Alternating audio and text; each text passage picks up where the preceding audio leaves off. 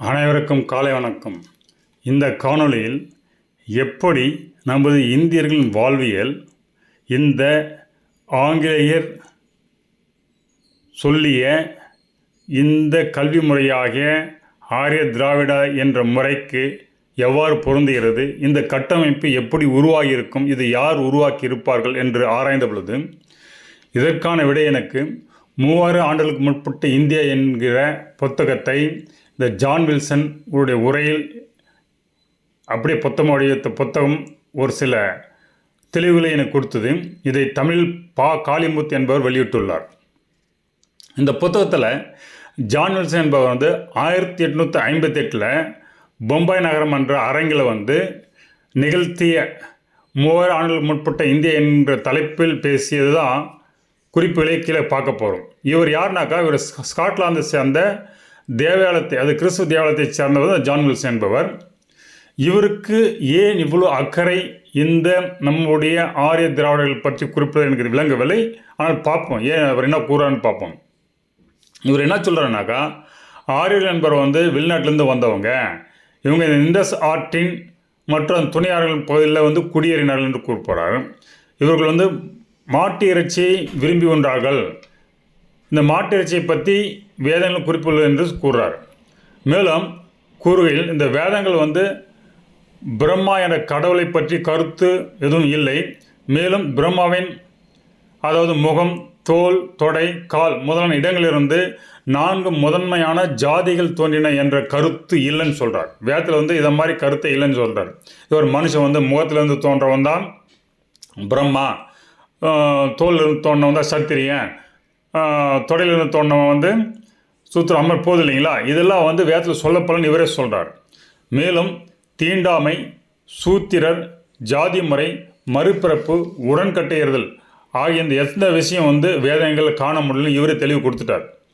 பிற்காலத்தில் இந்த வேதங்களில் கூறப்பட்ட விஷயங்கள பாடல்களாக இருக்குது. இந்த பாடல்கள் உள்ள விஷயங்களை பிற்காலத்தில் உரைநடையாக மாற்றும் போது தான் அந்த பிராமணங்கள் சொல்கிறாரு. இந்த பிராமணங்கள் வேதத்தில் பிரமாணங்கள் உரைநடையாக சொல்லும்போது அதை இந்த ஆரியர்கள் உள்ள பார்ப்பனர்கள் என்பவர்கள் திருப்பி செய்து எழுதியுள்ளார்கள். அதனால தான் பிற்பாடு இந்த ஜாதி இதெல்லாம் உள்ளே சொல்லிட்டு ஒரு கருத்தை திணிக்கிறார். ஆனால் இதுக்கான சான்றுகள் எதுவும் இல்லை. ஆனால் இவங்க தான் செஞ்சதை திணிக்கிறார். ஆனால் இந்த வேதங்களை யார் உருவாக்கினாக்கா, இந்த இந்தியாவில் தொல்குடியின மக்கள், இந்த ஆரியர்கள் பழங்குடியின தொல்குடியினர் தான் உருவாக்குறாரு. அப்போ ஆரியர்கள் பின்னாடி வந்தாருன்னு சொல்கிறாரு. ஆனால் இங்குள்ள தொல்குடி மக்கள் தான் இந்த வேதங்களை உருவாக்கி இருப்பாங்க, இது ஆரியர்கள் முன்னோர்கள் உருவாக்கிறான்னு சொல்கிறாரு. அப்போ ஆரியர்கள் வருவதுக்கு முன்னாடி ஆரியர்கள் முன்னோர்கள் இங்கே யார் இருந்தாங்க? இங்கே அதுவும் சொல்லும்போது என்ன சொல்கிறாருன்னா, இந்த சிந்து சமவெளி பகுதியில் வாழ்ந்த தொல்குடி, அதாவது பழங்குடி, தொல்குடினா ரொம்ப காலத்துக்கு முன்னாடி பழங்குடி மக்கள், இவர்கள் தான் வாழ்ந்தார்கள்னு சொல்கிறார்கள். இவர்கள் எங்கே இருக்கிறாருன்னு சொல்கிறாரு. அப்போது இவர்களை தான் இந்த வேதங்கள் உருவாக்கணும். ஆனால் அவர் என்னென்னா, இவர்கள் வேதங்கள் உருவாக்கணும், இந்த ஆரியர்கள் முன்னோர்கள் உருவாக்கணும். இந்த ஆரியர்கள் முன்னோர்கள் எப்போ இங்கே வந்தாங்க, யார் அவங்க அப்படின்னு தெரியல. ஆனால் இந்த ஆரியர்கள் எப்படி இண்டஸ் வேலின்றது பாகிஸ்தான்லேருந்து எடுத்துக்கிட்டு அப்படியே நம்ம குஜராத் கீழே இறங்கி வரணும். அப்போ பாகிஸ்தானிலிருந்து இந்த இண்டஸ் வேலி சிந்து சமவெளி மக்களை கடந்து இவர்கள் குஜராத் பகுதியில் ஆரியவர்தனா என்ற பகுதி, இந்த சரஸ்வதி, திரச்சாவதி நகதியை ஒட்டிய பகுதியில் அமைக்கிறாங்கன்னு சொல்கிறாரு. அப்போ அவங்கள கிராஸ் பண்ணி வரும்போது இவங்க இடையில எந்த சண்டை நடத்தும், போர் நடந்தது எங்கேயுமே குறிப்பு இல்லை. ஈவன் இண்டஸ் வேலி சொல்யூஷன் அதை கொஞ்சம் சான்றுகள், ஈவன் ஒரு கத்தி கூட கிடைக்கல சான்றுகள். அப்போது இவங்க 2 பேரும் சண்டையும் போட்டுக்கல, ஒன்று போட்டுக்கல. அப்போ இந்த ஆரிய திராவிடன்ற இந்த கான்ஃப்ளிக்ட் எப்படி உருவாச்சு, அது எப்படி உருவாக்குனாக்கா, இந்த கருத்தை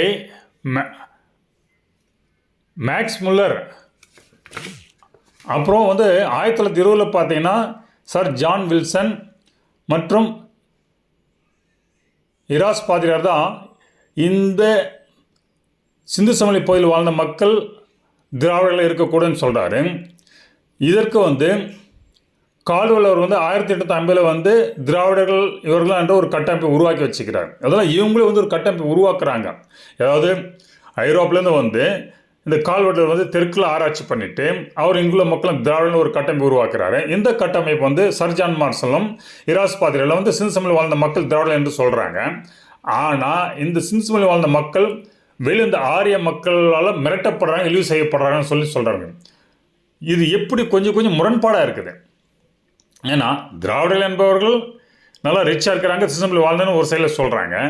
ஒன்று இத்தகைய ரிச் பெரிய மக்களை எங்கே இருந்து வந்த ஆரியர்கள் வந்து அவர்களை என்ன சொல்கிறது, அவங்க சமயத்தையும் வழிபாட்டு முறையும் கேலி செய்து அவர்களை வந்து ஒரு மாதிரி ஏளனப்படுத்தலாம், அந்த மக்கள்லாம் கீழ் நோக்கி வந்துட்டாங்கன்னு சொல்கிறாங்க. இது எப்படி பொருந்தும்?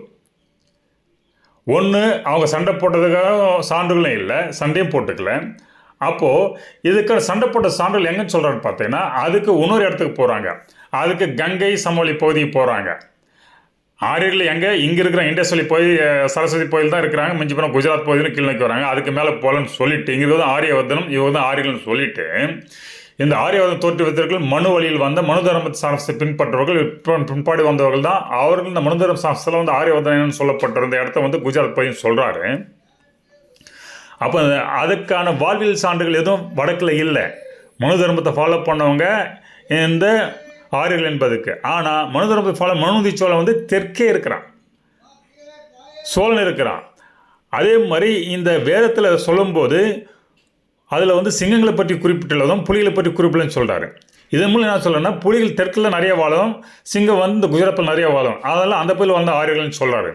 அப்போ புலிகள் வாழ்ந்ததை பற்றியோ குறிப்போ வந்து வேதங்கள் இல்லைனாக்கா, மனுநீதி சோழன் இவங்கெல்லாம் வந்து தெற்கே பகுதியில் புலிகள் நிறைய வாழ்கிற இந்த வட தமிழ்நாடு பகுதியிலலாம் புலிகள் நிறையா இருக்கும், இந்த பகுதியில் வாழ்ந்தவர்கள். ஸோ இவர்கள் தான் வந்து ஆரியவர்தன் என்ற பகுதியில் வந்து மனுதர்ம சாஸ்திரம் உருவாக்கன்னு சொல்லி பதிவிட்டு இருக்கிறாங்க. இது ஒன்றுக்கு ஒன்று முரண்படுது. இந்த முரண்பட்ட கருத்துக்களே வந்து ஒரு கோர்வையை அழகாக நம்ம கன்வின்ஸார் வந்து அவர் ரொம்ப அழகாக வந்து ஒரு ஸ்பீச் நல்லா இருக்குது. இந்த புத்தகத்தை போய் நீங்கள் படிச்சிங்கன்னா அவர் ஸ்பீச் எப்படி அழகாக வந்து நம்மளை வந்து நம்ப வைக்கிற மாதிரி ஸ்லோலி கொண்டு போகிற உங்களுக்கு புரியும். இத்தகைய ஸ்பீச்சில் மேலும் தொடரும்போது இவங்களுடைய சண்டையில் அந்த சண்டை போட்ட மாதிரி எப்படி காமிக்கிறது, அதுக்கு வந்து கங்கை சமவெளியில் இருக்கிற இந்திரன் போய் குறிப்பிடுறார். இந்த இந்திரன் தான் வந்து இங்கே இருந்த இந்தியாவில் பழங்குடி தொல்மக்களின் தலைவன், தொல்முக்குடி மக்கள் தலைவன், அவன் வட இந்தியா முதலின் தலைவன், அவன் தான் ஆரியர்கள் முன்னோடின்னு சொல்கிறாரு. அவன் வந்து இந்த தெற்கே வாழ்ந்த விஸ்வாமித்திர போன்ற மக்கள்லாம் ஒருத்தர் சண்டை போட்ட சமூகத்தில் சண்டை போட்டதை அவங்க ரெண்டு பேரும் நடந்த சண்டையில் வந்து இந்த இந்திரன் வந்து அவரோட சண்டை போட்ட தசுக்கள் என்று குறிப்பிட சொல்கிறான். இவர்கள் தான் வந்து இந்த தாசிகள், அடிமைவாசிகள், சூத்திரர்கள் அப்படின்னு சொல்லிட்டு அந்த வழியில் வந்த பல பேர் வந்து சூத்திரர்கள் கட்டமைக்கிறாங்க. ஆனால் விஸ்வாமித்திரோடைய மகன்கள் தான் தசுக்கள். அது வந்து பிற்ப நம்ம வரலாறு தெரியுது. அப்போது இந்த தசுக்கள் என்பது இந்த விஸ்வாமித்திரர் ஒரு பிராமணர், அங்கே இந்திரன் ஒரு பிராமணர், ரெண்டு பேரும் நடந்த சண்டை. அப்போ அதில் எங்கே சூத்திரன் வந்தான்? அப்போ யார் சூத்திரன்? அப்போது சண்டைன்னு வரும்போது இந்திரனை காமிச்சிட்டு இந்திரனுக்கும் அந்த விஸ்வாமித்திரன் பிள்ளைகளும் தசுக்களும் சொல்லிட்டு அந்த ஆரியர்கள் என்பவர் வந்து முன்னோர்களாக இந்த இந்திரன், எனவே வந்து ஆரியர்கள் வந்து உயர்ந்தவர்கள் என்றும் இந்த தசுக்கள் தாழ்ந்தவர்கள் என்று ஒரு இமேஜை கிரியேட் பண்ணுறாங்க. தசுக்கள் எங்கே தாழ்ந்தவர்கள்? அதில் வந்து இவங்களே எல்லாத்துக்கும் பொருள் கொடுக்குறாங்க, தாசிகள் அடிமைகள் எல்லாம் பொருள் கொடுக்குறாங்க. ஆனால் ரெண்டு பேர் வந்து பிராமணர்கள்.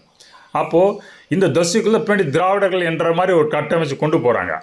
அப்போது எல்லாமே முரண்பட்ட கருத்துக்களை வைத்து அழகாக இந்த ஆரிய திராவிட என்ற கான்செப்டை வந்து இந்த ஜான் வில்சன் மூலமாக அழகாக வந்து தன்னோட உரையில் குறிப்பிச்சிருக்காரு. மேலே வந்து வேதங்கள் கூறும்போது உத்தர மீமாம்சா பூர்வ மீமாம்சா என்ற தத்துவங்கள் உருவாகுன்னு சொல்கிறாரு. இதில் வந்து பூர்வ மீமாம்சா என்பது பழைய தத்துவங்கள், உத்தர மீமாம்சா பிற்பாடு வந்துன்றாரு. இவை எல்லாம் வந்து இந்த வேதங்கள் பாடலில் பாடப்பட்ட பல வேதங்கள் வந்து பிற்பாடு தூக்கப்பட்ட போது தத்துவங்களாக விளக்கப்பட்டவை என்று சொல்கிறாரு. அப்படி தத்துவம் விளக்கப்பட்ட போது இதில் வந்து பல இடைச்செருக்கள் நடந்தது. இது இந்த பார்ப்பனர்களாக சேர்ந்தாங்க, இவங்க வந்து ஆரியர்கள்னு சொல்கிறாரு. அப்போது இதன் மூலம் என்ன சொல்ல வர்றாருனாக்கா, இல்லாத ஆரிய திராவிட வந்து ஒருத்தர் இருக்கிற மாதிரி காமிச்சு அவர்கள் வந்து ஏதோ ஐரோப்பிலேருந்து இந்த ஈரான் பகுதியிலேருந்து நமக்கு இந்தியா உள்ள நுழைந்தவர்களும் இந்த இங்கே இருக்கிற பழங்குடி மக்கள் திராவிடர்கள் என்றும் இவர்கள் ரெண்டு பேருக்கு சண்டை நடந்த மாதிரி கருத்து வேறுபாடுகள் இருந்த மாதிரி ஒரு கட்டமைப்பு உருவாக்குறாங்க.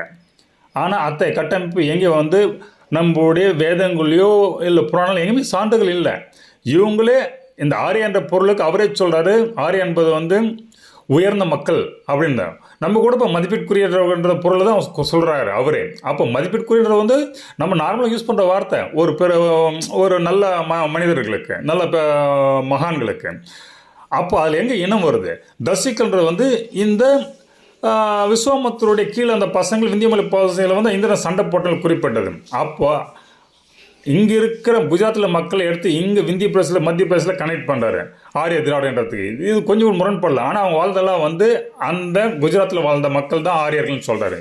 இது எவ்வாறு வந்து ஒன்று கூட தொடர்புல எல்லா வரலாற்று நிகழ்வுகளையும் எடுத்து புராணங்களையும் எடுத்து ஒன்று தொடர்பு படுத்தி இல்லாத ஒன்றை ஆரியர்கள் என்ற மென்மையான மக்கள் இவனே சொல்கிறாங்க, மென்மையானவர்கள் சொல்கிறாங்க. அவர்கள் வந்து உயர்ந்தவர்கள், அவர்கள் வந்து இந்த தசுக்கள் தாழ்ந்தவர்கள் என்று கூறி இழிவுபடுத்தி இவர்கள் திராவிடர்கள், அதனால தான் ஆரிய திராவிடர் என்ற என்ற ஒரு வேற்றுமை உருவாகிறது அப்படின்னு சொல்கிற ஒரு கருத்தையும் வந்து நமக்கு உருவாக்கிட்டு போயிருக்காங்க. ஸோ இந்த கருத்தும்ல அவங்க என்ன சாதிக்கிறாங்கனாக்கா, இந்த கருத்துக்கள் எப்படி உருவாக்குறாங்க, யார் உருவாக்கணும்னு பார்த்தா முதல்ல இருந்தால் அதுவும் இல்லை. இவர்கள் வந்து சயான ஆச்சாரன்ற ஒருத்தர் சொல்கிறாங்க. இவர் 14ஆம் நூற்றாண்டு வாழ்ந்த ஒரு பிராமணர். இவர் வந்து இந்த கிழக்கிந்திய கம்பெனி கிட்ட நிறைய வந்து செல்வங்களை பெற்றும் பணங்களை பெற்றும் அப்படி இந்த வேதங்கள் எல்லாம் வந்து சமஸ்கிருதத்தில் மொழிபெயர்த்துக்கு கிழக்கிந்திய கம்பெனி உதவி புரிஞ்சான்ற மாதிரி வருது. இவரை பின்பற்றி பல பிராமணர்கள் வந்து பாப்பனர்கள் வந்து இதை மாதிரி வந்து வேதங்களை வந்து மொழிபெயர்த்துக்கு கிழக்கிந்திய கம்பெனிக்கு வந்து ஃபண்டு கொடுத்துருக்குன்னு சொல்கிறாங்க. ஏன் இதை மாதிரி இந்த ஆரியர்களுக்கு அவங்க காசு கொடுக்கணும்? ஏன்னா அவங்களே சொல்கிறாங்க இவங்க சரியில்லைன்றாங்க.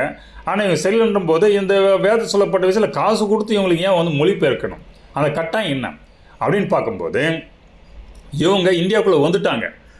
1780, 90 வந்துட்டா கூட இவங்களால் வந்து எங்கேயுமே வந்து ஊடுருவ முடியல. அப்போது இங்கிலாந்து கவர்மெண்ட்லேருந்து இவங்களுக்கு கொஷின் வருது, ஏன் உங்களால் வந்து ஒன்றும் போய்ட்டு இந்தியாவை அடிமைப்படுத்த முடியல, மற்ற இடத்துல ஈஸியாக அடிமைட் பண்ணிட்டு இங்கே ஏன் பண்ண முடியல கேள்விப்பது. அவங்க சொல்கிறாங்க இந்த இந்தியர்கள் வந்து சமயத்தில் கலாச்சாரத்தில் வந்து ரொம்ப ஸ்ட்ராங்காக இருக்கிறாங்க, அவங்க கல்வி முறை ரொம்ப நல்லா இருக்குது, அவங்க கல்வி முறை மாற்றாத வரை நம்மளால் அவங்க இந்தியாவை அடிமைப்படுத்த முடியாது அப்படின்னு சொல்கிறாங்க. அதனால் இங்கே அடிமைப்படுத்த ஒரு சித்தத்தை உருவாக்குறது இந்த ஆரிய திராவிட கான்ஃபிளிக்ட் வரைக்கும் தசுக்கள் அடிமைகள் என்று கொண்டு வந்து இதில் வந்து வேதங்கள் சொல்லப்பட்டதாக இதை வந்து இந்த ஆரியர்கள் பணம்னு சொல்லிட்டு இந்த ஆரியர்கள் வந்து தசுக்கள் எதிரின மாதிரி ஒரு சீனை கிரியேட் பண்ணுறதுக்காக இவங்களை வச்சு எல்லாத்தையும் மொழிபெயர்த்திருக்கிறாங்க. இந்த சமஸ்கிருத மொழிபெயர்த்த விஷயங்களை வந்து இந்த மேக்ஸ் மில்லர் வந்து ஆக்ஸ்போர்ட் யூனிவர்சிட்டி சேர்ந்தவர் 10 ஆண்டு ரொம்ப கஷ்டப்பட்டாராம் இது வெளியிடறதுக்கு. அவங்க சொல்கிறாங்க இவர் வெளியிட்டது வந்து இந்த H.H. வில்சன் என்றவர் வந்து இந்த சமஸ்கிருதம் வந்து ஆங்கில மொழி மொழிபெயர்த்துக்கிறாங்க. அப்போ ஒரிஜினலாக இருந்த இந்த வேதங்களும் புராணங்களும் நமக்கு ஓலைச்சு, அது எங்கே, அது இந்தியாவில் எங்கே இருக்குது? இவங்க சொல்கிறாங்க இதை வந்து 14ஆம் நூற்றாண்டில் இருந்த சயான ஆச்சாரியர் என்பவர் தான் வந்து வெளியிட்டார், அதை தான் வந்து அவங்க வெளியிட்டிருக்காங்க. அப்போது சமஸ்கிருதம் வெளியிட்டுருங்க, அதை பேஸ் பண்ணி தான் ஆங்கிலத்தை வந்திருக்கு. இப்போ நம்ம பார்க்குற எல்லாமே வந்து இவர்கள் இவ்வாறு வெளியிட்ட சயனாச்சாரியர் வெளியிட்ட சமஸ்கிருதத்தை சார்ந்த நூல்களும் அதை வந்து இங்கிலீஷ் H.H. வில்சன் செய்த இங்கிலீஷில் சேர்ந்த ரிக்வேதத்தின் தொகுப்பு நம்மக்கிட்ட இருக்குது. அப்போ ஒரிஜினல் வெர்ஷன் என்ன, அந்த ஒரிஜினல் என்ன, இவங்க மொழிபெயர்த்து என்ன, ரெண்டும் கம்பேர் பண்ணி பார்த்தா தான் எங்கே இடர்பாடுகள் மொழிபெயர்ப்புள்ள தவறுகள் என்பது தெரியும். இதில் பெரிய தவறுகள் உள்ளது என்பதை நான் இதை வந்து ஜஸ்ட் இதுலேயே சொல்லிடலாம். இந்த வேதங்கள் வந்து எங்கேயும் புலியை வந்து குறிப்பிடலன்னு சொல்கிறாரு. ஆனால் இந்த புலியை ஃபாலோ பண்ணுற மனுநீதி சோழன் வாழ்ந்த மன்னர்கள் தான் வந்து மனு தர்மத்தை ஏற்றி ஃபாலோ பண்ணவங்க. அவங்க போயிட்டு இந்த குஜராத் பகுதியில் வந்து ஆரியவர்தன பகுதி உருவாக்குன்னு சொல்கிறாரு. அப்போ இதிலிருந்து எவ்வளோ முரண்பாடு இருக்குது, இவங்க எப்படி வேதங்களை நன்றாக பார்த்தார்களா இல்லை என்று தெரியவில்லை. மேலும் அந்த மொழிபெயர்ப்பு செய்யும்போது இவர்கள் புரிதல் எவ்வாறு இருந்தது தெரியவில்லை. ஆனால் இந்த தவறான மொழிபெயர்ப்பை கொண்டு தவறான இடங்களை ஒன்றுக்கொண்டு பொருளாதார விஷயங்கள்லாம் வந்து ஒரு கோர்வையை கோர்த்து இதுதான் ஆரிய திராவிடர்களிடையே ஏற்பட்ட காழ்ப்புணர்ச்சி என்று நமக்கு புகுத்துவதற்காகவே வந்துள்ளது. இப்படி புகுத்தி அதை இங்கிலீஷில் பண்ணி அந்த இங்கிலீஷ் சமஸ்கிருத கல்வி முறை வந்து நமக்கு வந்து முதல் கொண்டு வராங்க இவங்க எஜுகேஷன் சிஸ்டத்தில். இவங்க கொண்டு வந்து இத்தகைய உயர்ந்த நிலையில் இருந்த வேதங்களை கருத்துக்களில் வந்து திரித்து இழிவுபடுத்தியும் நம்ம மக்களுக்கு சொல்ல அது மேலே மக்களுக்கு வந்து பிடிப்பில்லாமல் செஞ்சு அதுக்கப்புறம் ஆங்கிலத்தை கொஞ்சமாக கொண்டு வந்து ஆங்கில கல்வி முறையை கொண்டு வராங்க. நம்முடைய குருகுல கல்வி முறை ஒழிச்சிட்டாங்க. அப்போது இதுக்கு ரெஃபரன்ஸ் இருந்த குருகுல கல்வி முறை ஒழிச்சிட்டு இவங்க சொல்கிற கல்விமுறையில் இருந்த விஷயங்கள் புத்தகங்கள் எல்லாம் சான்றிதழை வச்சு இன்றைக்கி அதை வச்சு தான் எல்லாமே நம்ம கட்டமைச்சிருக்கிறாங்க. அப்போ இது சொல்லப்பட்ட விஷயங்கள் எந்த அளவுக்கு உறுதித்தன்மை வந்து உண்மையானது என்பதை நாம் அதனுடைய உண்மை நூலங்களான இந்த ஓலைச்சுவடி வடிவங்கள் உள்ள குறிப்புகளை கொண்டு ஆராய வேண்டும். அதை யார் செய்கிறது? அது இல்லாத வரை இவர்கள் திட்டமிட்டு தங்களை இந்த இந்தியில் அடிமைப்படுத்துவதற்காக இத்திய ஒரு கட்டமைப்பை உருவாக்கி அதற்கான ஒரு வரலாற்று கட்டமைப்பை உருவாக்கி இந்த வேதங்களை எவ்வளோ காலத்தில் முன்னாடி உருவாயிடுச்சு. ஆனால் இதெல்லாம் கிட்டத்தட்ட வந்து கிமு 1500 தான் உருவாச்சு அப்படின்னு சொல்கிறாங்க. அதுக்கப்புறம் அந்த கருத்துக்கெல்லாம் பிற்பாடு 14ஆம் நூற்றாண்டு வாக்கில் தான் வந்து இதை வந்து இந்த பிராமணர்கள் வந்து ஆரியர்களை திருத்தி எழுதியிருக்காங்க, இவங்க தான் இந்த ஜாதி இடைச்சொல்கள் எல்லாம் கொண்டு வந்தாங்க அப்படின்னு சொல்கிறாரு. எப்படியா ஒருத்தர் வந்து நம்முடைய ஹிஸ்ட்ரி வைஸ் பார்க்கும்போது இந்த ஆரியவர்தம் என்ற பகுதி ரொம்ப சின்னதாக இருக்குது. மிஞ்சி போனால் பஞ்சாப், குஜராத் அவ்வளோதான் இருக்குது. இது எல்லா பகுதியிலையும் வந்து தமிழர்கள் தான் ஆண்டு இருக்காங்க. இவங்க சூத்திரன்னு சொல்ல தமிழர் தான் ஆண்டு இருக்கான். அப்போது அப்படி இருக்கும்போது கொஞ்சம் மேலே கங்கை பகுதியில் வந்து இந்திரன் ஆண்டிருக்கார். இந்திரன் வந்து கீழே இருந்து போனது தான், அவரும் தமிழர் தான், ஆனால் ஒரு தொல்கொடி ஆரியன்னு சொல்லிட்டாங்க. சரி, அப்படியே விட்டுருங்க. அப்போ இந்த கங்கை கீழே இருந்து எல்லா பகுதியும் வந்து தெற்கு வரை வந்து தமிழ் தான் ஆண்டிருக்கான். இது வந்து அசோகர் காலத்தில் வந்து நிறுவனம் பண்ணுற அதுக்கு மேலே போகிறாங்க. இந்த அசோகனும் ஒரு பல்லவ மன்னன் தான். அப்போது இந்த பல்லவர்களின் தமிழ் வரலாற்றை இருட்டடிப்பு செய்வதற்கே தான் வந்து இல்லது ஆரிய திராவிடர்கள் இருப்பதாக இவர்களே ஒரு கட்டமைப்பை அங்கே இங்கே எடுத்து தொகுத்து ஒரு கோர்வை நமக்கு கொடுத்து நம்ம நம்ப செய்தார்கள். அதை இன்னும் நாம் நம்பிக்கொண்டு இருக்கிறோம்.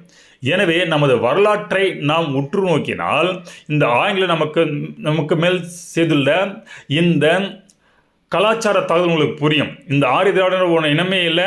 அது வந்து ஈவன் வந்து மரபணு சான்றிதழ் அடிப்படையில் சரி, அவுட் ஆஃப் ஆஃப்ரிக்கா தியரி அடிப்படையில் வந்து இது இல்லைன்னு ப்ரூவ் ஆயிடுச்சு. அப்போ இல்லாத ஒன்று இருக்கிற மாதிரி அவங்க கிட்டத்தட்ட வந்து கிமு 1500 இருந்த மாதிரி காமிச்சு எல்லாம் உருவாக்கிட்டாங்க.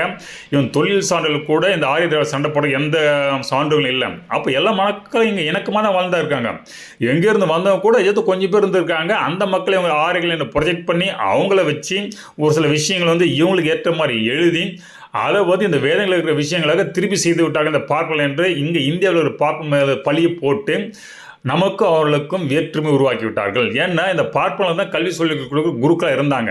அப்போது இந்த பார்ப்பனை ஒழிக்குனாக்கா நம்ம சித்தாந்த ரீதியாக மாறுபடுத்தணும். இவங்களுக்கும் இந்த திராவிட கருத்து வேறுபாடு உருவாக்க ரெண்டு பேரும் சண்டை போட்டுக்கணும். அப்போது இந்த பிராமணர்கள் வந்து அவங்க சொல்கிறத கேட்பாங்க.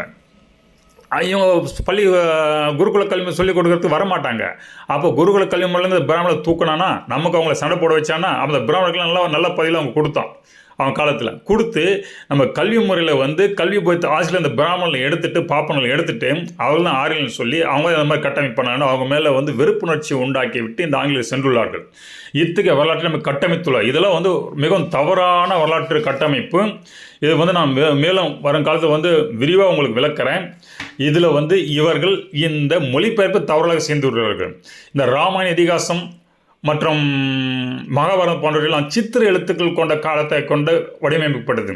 வசிஷ்டரெல்லாம் வந்து அதை சித்திர எழுத்து ஒளி எழுத்து கொண்ட வசிஷ்டர் தான் வந்து அழகாக எழுதியிருக்கார் பழங்காலத்தில். இது வந்து இவர்கள் மொழிபெயர்க்கும் போது இந்த சித்திர எழுத்துக்கெல்லாம் உதாரணம் நான் சொல்கிறேன்.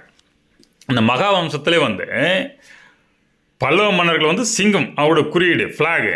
அப்போது சிங்கம் போட்டிருப்பாங்க. அங்கே ஒரு பெண், அந்த பெண் யார் என்றால் வங்கதேச பெண்ணுடைய இளவரசி. ஸோ இந்த இளவரசியை வந்து இந்த சிங்கம் ஒன்று துரத்தின்னு வச்சோம், கொகையில் கொண்டு போச்சான். அவங்களுக்கு 2 பேரிடையில் வந்து காதல் உண்டாச்சு. அந்த காதலால் வந்து ஒரு குழந்தை பிறந்துச்சு. அவங்க தான் வந்து இந்த சிங்களர் அந்த விஜயா மன்னர்கள் சொல்லி குறிப்பிட்டிருக்காங்க. அப்போது இந்த மொழிபெயர்ப்பு யார் பண்ணது? இது ப்ராப்பராக பண்ணல. இந்த சிங்கம் என்பது ஒரு குறியீடு, சித்திர எழுத்து. சிங்கம் என்பது பல்லவர்களுடைய இனத்தின் சின்னம், அதன் அடையாளம். எனவே பல்லவர்களுக்கும் இந்த வங்காளதேசத்து இளவரசிக்கும் பிறந்தவர்கள் தான் இவங்கன்னு சொல்லலாம். அதனால் தொடர்ச்சி வந்து அசோகர் காலத்தில் பார்த்தீங்கன்னா நீடிக்குது ஸ்ரீலங்காவில். இவருடைய மொழிபெயர்ப்பே, அதாவது சித்திர எழுத்து ஒளி எழுத்தலை கொண்டு இவங்க மொழிபெயர்த்த விதமே வேதங்களை தப்பாக மொழிபெயர்த்துள்ளார்கள். அதனால் வேதங்களை உயர்ந்த கருத்துக்களை தவறு செய்து நமக்கு வந்து வெறுப்புணர்ச்சி உண்டாக்குவதுமே கட்டமைத்து அதை இந்த பார்ப்பனர்கள் என்று பழியை தூக்கி அவர்கள் மேல் போட்டு அவர்கள் வாய் திறக்காமல் இருக்கிறதுக்கு அவங்களுக்கு நல்ல பதவியிலும் ஆசையிலும் கொடுத்து அவர்களை பெரும் பதவியில் அவர்கள் காலத்தில் வைத்து கொண்டார்கள். இதுதான் வந்து நடந்த சம்பவம். இதை வந்து நீங்கள் இந்த புத்தகத்தை இந்த புத்தக விஷயங்கள்லாம் லைன் பை லைன் சொன்னோன்னா உங்களுக்கு வந்து ரொம்ப போர் அடிக்கும். நீங்களே போயிட்டு இந்த புத்தகத்தை பாருங்கள். 3000 ஆண்டுகளுக்கு முற்பட்ட இந்தியா, ஜான் வில்சன், தமிழாக்கன் டாக்டர் பா காளிமுத்து. இது புத்தகம் வந்து நம்முடைய தமிழ் ஆராய்ச்சி மையத்திலும் கிடைக்குது, பல நூல்களும் கிடைக்குது. இது போய் பாருங்கள். எவ்வாறு ஆங்கிலேயர்களை திட்டமிட்டு நம்ம மேலே வந்து இந்த ஆரிய திராவிட என்ற இல்லாத ஒரு விஷயத்தை உருவாக்கி திணித்து அதை நம்ப வைத்துள்ள என்று புரியும். ஸோ இதை நீங்கள் உற்று நோக்கினால் இப்போ அந்த சனாதனத்தை ஒழிப்பு என்ற கருத்தும் புரியும். இதெல்லாம் ஏன் செய்கிறாங்க? இது 2 இனத்துக்கு இடையில போர் பண்ணுறது அவங்க நோக்கம் இல்லை. அவங்களோட நோக்கம் வந்து இங்கே இருக்கிற அறிவுத்திறனும் இந்திரின் அறிவுத்திறனும். அவர்கள் பேசும்போதே பார்த்தீர்கள் என்றால் இந்த மொழிபெயர்ப்புக்கு வேலை மொழிபெயர்த்துக்கு அதை மக்கள் எல்லா இடத்துலையும் பரப்புறதுக்கு கிழக்கிந்திய கம்பெனிகள், பிரிட்டன் போன நாடுகள் தான் ரொம்ப உதவி புரிஞ்சிருக்குது. அதை வச்சு தான் இவங்க எல்லாம் மொழிபெயர்க்கிறாங்க. மேலும் இந்த கருத்துக்களை மக்களிடையே கொண்டு செல்வதற்கும் அவங்க தான் உதவி புரிஞ்சிருக்காங்க. ஏன்னா இந்த கருத்துக்களை வந்து வேத கருத்தில் வந்து ஈவன் பிரிட்டனை, பிரான்ஸ் போன்ற அமெரிக்கா, ஐரோப்பில் பல மக்கள் வந்து பயின்று அதை மொழிபெயர்ப்பு தான் அவங்க உதவி பண்ணுறாங்க. ஏன்டா உனக்கு இவ்வளோ அக்கறை? இதில் இருக்கிற விஷயங்கள் அதை தவறுன்னு சொல்கிறேன், அதெல்லாம் ஒன்றும் வந்து முரண்பட்ட விஷயங்கள் இருக்குன்னு சொல்கிறேன், காலத்தில் பிந்திய விஷயம் சொல்கிறேன். அப்படி இருக்கும்போது ஏன் இவ்வளோ ஐரோப்பிய வல்லுநர்களை வச்சு இதை படிக்க வைக்கணும், செய்யணும்? ஏன்னா அது உயிர கருத்துக்கள், சயின்ஸ் எல்லாமே இருக்குது. அதெல்லாம் திருடிக்கணும்.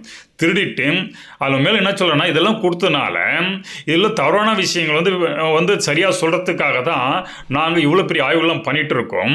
இந்த ஆய்வுகளெல்லாம் நாங்கள் பண்ணி இதுக்காக லட்சக்கணக்கான செலவு பொட்காஸ்ட்லாம் கொடுத்து இந்த ஐரோப்பிய இந்த வேதங்கள் சார்ந்தவையெல்லாம் நம்முடைய ஐரோப்பியருடைய உடைமை ஆகிவிட்டதுன்னு வேறு சொல்லியிருக்க அந்த ஸ்பீச்சில். இதன் மூலம் என்ன சொல்கிறாருனாக்கா இந்த வேதங்கள கருத்துக்களை வந்து ஐரோப்பியர்கள் சார்ந்தது என்று ஏற்கனவே சொல்லிட்டார். ஆனால் அந்த வேதத்தில் விஷயங்கள் வந்து மூடத்தனது ஆரியெல்லாம் மூடத்தனம் பண்ணி நம்ம சொல்லியிருக்காங்க. ஆனால் அவர் முரண்பட்டு அப்படியே சொல்லிக்கிறாங்க ஸ்பீச்சில். அது மூலம் என்ன சொல்கிறாங்கன்னா இதில் இருக்கிற அறிவியெல்லாம் திருடிக்கணும். ஆனால் அதில் வந்து அசிங்கமான விஷயங்கள்னு சொல்லிட்டு சும்மா வந்து அது ஆரியல் பண்ண நம்ம மேலே திணிக்கணும். இதான் பண்ணியிருக்காங்க. ஏன்னா அப்போ தான் நீங்கள் அதை நோக்கி போக மாட்டீங்க, படிக்க மாட்டீங்க. அதில் உயர்ந்த விஷயங்களை அவங்க வச்சுன்னு அனுபவித்து ஆராய்ச்சி பேர் நமக்கு இன்றைய கொடுத்து கொண்டு இருக்கிறார்கள். மக்களை புரிந்து கொள்ளுங்கள். சரி, இது விட்டுருங்க. இப்போ சனாதன ஒழிப்பு என்னன்னாக்கா ஏன்னா புத்தகத்தில் இருந்து அவங்க எடுத்துக்கிட்டாங்க. வேதங்கள் இருக்கிற விஷயம் எல்லாம் திருடின்னு போட்டேன் ஒரிஜினல் அவங்க தான் வச்சுட்டு இருக்காங்க. அதை ஒன்று வச்சு ஈவன் வந்து பிரதமர் போயிட்டு நெதர்லாந்து அந்த பட்டையும் கொண்டு வந்து முதல் கொண்டு முக்கியமான விஷயங்கள் அவங்க கொண்டு போய் நம்ம வரலாற்றை வச்சுட்டு இருக்காங்க. சான்றுகள் எல்லாம் நமக்கு ஏன்னா சான்றுகள் கிடைக்காது நம்ம பழமை தெரிஞ்சுக்கிறதுக்கு. ஏன் தெரிஞ்ச தமிழை வந்து காலத்தில் முன்னோடி இவன் தான் வந்து நாகரிகத்தின் முன்னோடி இவன் தான் பல அறிவியல் விஞ்ஞானங்களை கண்டுபிடிச்சோன்னு தெரிஞ்சிடும். அதனால் தமிழ் அடக்கிறத திராவிட கூட்டு உருவாக்கி இதை ஆரியர்கள் ஒன்றிலிருந்து ஆரியர்கள் எங்கே வந்து இவங்களை அடக்கிறாங்கன்னு சொல்கிறான். ஆனால் ராஜ்ய ரீதியாக வந்து தமிழர்கள் தான் பறந்து விருந்து இந்தியா முழுவதும் இருக்கிறாங்க. எப்படி இவ்வளோ பெரிய பறந்து விருந்து மண்ணில் அதிகாரம் கொண்டவர்களை இந்த அதிகாரம் இல்லாத இந்த ஆரியர்கள் வீழ்த்த முடியும்? இது கொஞ்சம் கூட சின்னது பார்த்து முரண்பாடாக இருக்குது. ஓகேங்களா? இது இவங்க பார்க்கணும்னு சொல்கிறோம் ஆரியன்னு சொல்கிறேன். ஆனால் ஆக்சுவலாக இந்த நம்ம தமிழ் மண்ணில் வைத்து கொண்ட பார்ப்பனெல்லாம் தென்னிந்தியாவில் உருவாகியவர்கள். அதே மாதிரி பரசனம் வைத்து கொண்டவர்கள் இங்கே தென்னிந்திய கேரளாவில் இருந்தவங்க. இவங்களும் யாரும் பிற்படி விளக்கணும். இதற்கான விளக்கங்கள் வந்து நமக்கு வந்து நம்முடைய தமிழ் சங்ககால இலக்கியங்களே இருக்குது. யார் இந்த பிராமணர்கள் என்பதற்கு, ஓகே, பார்ப்பனர்கள் யார் என்பதற்கு. இவங்களாம் வடக்கே வந்து அந்த ஐரோப்பிலேருந்து வந்து ஆரியர்கள் கிடையாது. இவர்களை தான் குலகுருவாக வச்சுக்கிட்டு இந்த மண்ணில் ஆட்சி புரிந்தார்கள். ஆனால் இவர்களே வந்து பழி சுமத்துறான். எப்படின்னாக்கா முதல் இந்த ஆரியர்களை வந்து தெற்கே தான் இந்த பாண்டிய மன்னன் உக்கிர பெருவழி தான் கொண்டு வந்தான். இந்த உக்கிரன் என்றால் சத்திரனுக்கும் சூத்திர பெண்ணுக்கும் பிறந்த மக்கள் என்று சொல்கிறான். அப்போ பாண்டியனே வந்து எப்படி இழிவுபடுத்திருக்கான் பாருங்கள். இதன் மூலம் என்ன இவங்களாம் வந்து தொல்குடி பழங்களை ஆதிவாசிகளாக இருந்தாங்க, இவங்களுக்கு நாகரிகம்னு சொல்கிறாங்க. அப்போ பாண்டியர்கள் நம்முடைய தமிழுடைய மரபு வந்து இழிவுபடுத்திட்டு பழங்குடி மக்கள்னு சொல்லிட்டு இதை வந்து ஆரியர்களை சேர்ந்து பழியும் போடுறான். இதை நம்ம நம்ப வச்சுருக்கோம், இன்றைக்கி நம்ம நம்பிட்டு இருக்கோம். இது நம்முடைய பரிதாப நிலை. ஸோ இந்த நிலையிலேருந்து நம்ம வெளியில் வரணுனாக்கா இவர்கள் எப்படி நம்முடைய வரலாற்றை ப்ளே பண்ணி நம்ம வரலாற்றை போய் தெரிஞ்சுக்கணும். ஒவ்வொருத்தரும் தமிழோட வரலாற்றை எவ்வாறு திட்டமிட்டு மறைச்சிக்கிறாங்க. தமிழோட வரலாற்றை கிட்டத்தட்ட 1500 வருஷம் மறைச்சதுனால தான் அவளுக்கு இந்த ஆரிய திராவிட என்ற கான்ஃப்ளிக்டை உருவாக்க முடிஞ்சது. ஓகேங்களா? இதை நீங்கள் உள்ளே போய் பாருங்கள். எனவே இத்தகைய முரண்பாடுகள் நிறைந்த இவர்கள் கொள்கைகளை இன்று வரைக்கும் நம்மளை நம்ப வச்சுருக்கிறாங்க. இதனால தான் தொடர்ச்சியாக வந்து தீரி எடுத்துக்கிட்டாங்க வேதத்திலிருந்து. இப்போ வாழ்வியலை வந்து அங்கங்கே கோயில்லையும் பல இடத்துல ஆகமில்ல வாழ்வியல் சான்றுகள் இருக்குது. அது எப்படி தமிழ்லேருந்து பிடுங்கிறது? அதுதான் சனாதனத்தை ஒழிக்கிறேன்னு சொல்கிறாங்க. இந்த ஆகமத்தில் பல்வேறு சயின்ஸ் இருக்குது. கட்டிடக்கலை, பெரிய கட்டிடக்கலை, அதோடைய ஆர்கிடெக்ட் எல்லாமே சயின்ஸ் இருக்குது. அதெல்லாம் வந்து தமிழகத்தை பிரிக்கிறதா சனாதனம் ஒழிப்புன்னு சொல்கிறாங்க. இப்படி பிரிச்சுட்டாக்கா இப்போ இந்த வாழ்வியல் சார்ந்த அறிவியலை வந்து அவங்க திருடி கொள்ளலாம், அது அவங்களும் உரிமை கொண்டாடலாம். இது வந்து நமது அறிவியலை திருடுவதற்கான முயற்சி தான். அதற்கு வந்து ஆரிய திராவிட என்ற கான்ஃபிடென்ட் நம்ம கடை உருவாக்கி இருக்கிறாங்க, நம்ம சண்டை போட்டுக்கிறதுக்கு. ஸோ அதில் இதில் இருக்கிற விஞ்ஞானத்தில் வந்து அவங்க எடுத்து ஆராய்ச்சி அடிப்படையில் அங்கேருந்து தியரியெல்லாம் வந்து ஆராய்ச்சி அடிப்படையில் ஏதோ ஒன்று செஞ்சுட்டு நமக்கு கொடுப்பாங்க, ரிசல்ட் கொடுப்பாங்க. அதுக்கு காசு நம்மக்கிட்ட வாங்கிக்கிறாங்க இன்றைக்கும். ஓகேங்களா? அப்போது நம்முடைய விஞ்ஞானத்தை, தமிழோட விஞ்ஞானத்தை திருடுவதற்கான முயற்சி தான் இந்த ஆரிய திராவிட என்ற காழ்ப்புணர்ச்சியை ஆங்கிலேயர் ஏற்படுத்தினார்கள். இதன் மூலம் அவர்கள் நம்மளை இந்தியர்களே, தமிழர்களே ஒன்று வரலாற்றை அளித்து இந்தியர்களை அடிமையாக்கி ஆண்டு சென்றார்கள். அப்படி சென்ற தொடர்ச்சி இன்றைக்கி அவங்க கல்முறையில் நமக்கு நீடிப்பதால், அவர்கள் கருத்து நமக்கு மனதில் நீடிப்பதால் நாம் இன்றும் இவர்கள் அடிமைகளாக வாழ்கிறோம். மக்களே சிந்தியுங்கள். இந்த ஆங்கிலம் சூழ்ச்சியை உணர்ந்து அவர்கள் என்ன செய்யறாங்க, நீங்களே போய் படித்து பாருங்கள். இந்த புத்தகத்தை படித்து பார்த்து இதில் எவ்வளோ சூழ்ச்சி இருக்குன்னு நீங்களே புரிஞ்சுப்பீங்க. ஏன்னா இந்த காலத்தில் டெக்னாலஜி நிறையா இருக்குது. அவங்க வந்து சொன்னது எவ்வளோ தவறு என்பதை நமக்கு ஈஸியாக வந்து நம்மளே கொஞ்சம் ஸ்டடி பண்ணி பார்த்தா புரிஞ்சுக்கலாம்.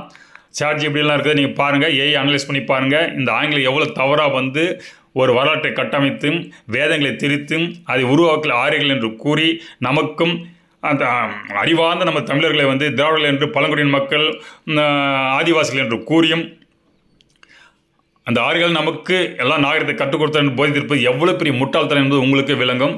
இது நீங்களே பார்த்து புரிந்து கொள்ளுங்கள். உங்களுக்கு தெளிவான என்னை கான்டாக்ட் பண்ணுங்கள். தேங்க்யூ.